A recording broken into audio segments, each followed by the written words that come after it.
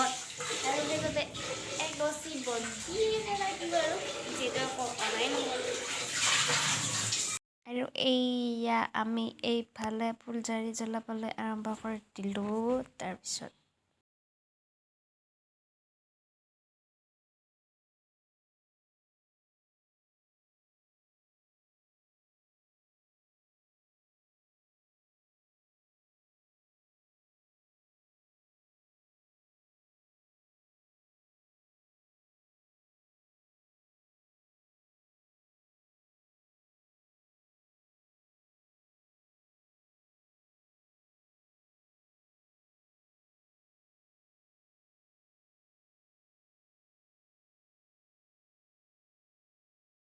আৰু এইফালে আমাৰ চিষ্টাৰ বাজনীও জ্বলালে ফুলজাৰি আৰু অলপ ভাল লাগিছে মানে লাইট দিছে যে বায়ে অকণমান ডেক'ৰেশ্যন কৰিছে সেইটো কাৰণে ভাল লাগিছে আৰু ৰুমটো চাবলৈ